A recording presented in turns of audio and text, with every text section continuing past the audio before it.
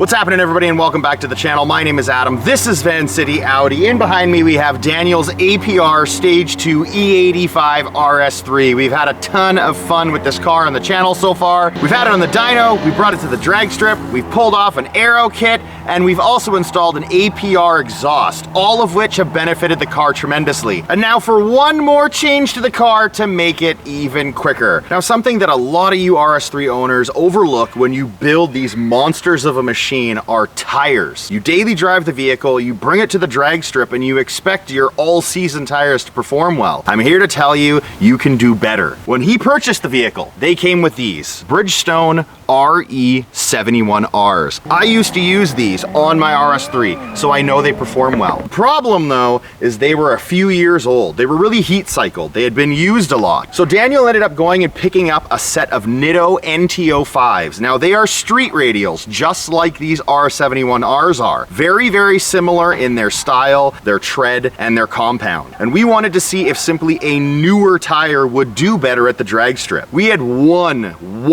glory run or hero run with these RE71Rs at the track where he performed a 1.66 60 foot. Now, besides that one run, he consistently had 1.70s, 1.71, 1.72, all hovering around that range with the old RE71Rs. So we installed these brand new NT05s and took them to the drag strip to see if we could do any better. The goal was to go quicker and faster than we ever have before by managing a better 60 foot, so a better launch, a better shot out of the hole, and them being a little lighter. So the rotational mass savings of a slightly lighter tire should in turn make the car be able to trap a little higher. Let's check it out.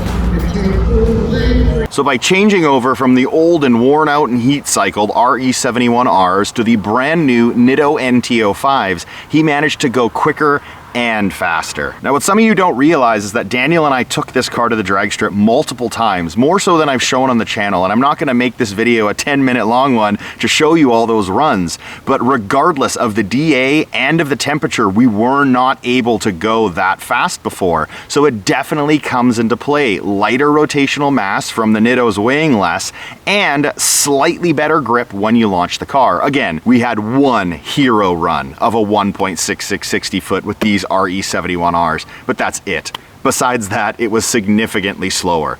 So guys, what are you gonna do? You're gonna make sure you have the best quality tires meant for drag racing to get better times out of your RS3 on track. One of the biggest complaints I get from the DMs and the emails that I receive, Adam, why does your car go faster than mine? Or why have I seen other people go quicker than me? Most of the time, they're using all-season tires.